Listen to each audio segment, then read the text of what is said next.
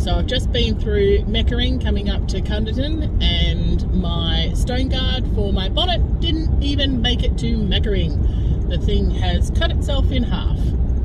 That goes to say a eBay special is exactly that. So I did some DIYs on the side of the road and put it happily in the rubbish bin. Bit annoying, but I wasn't a huge fan of it anyway. It was bloody noisy. Cheap shit. But that's all good. So coming up to Cunderton now, and I'm travelling well so far. What about 175 kilometres so far? And it's been a pretty good drive. Lots of trucks out today, as you'd expect, being midweek.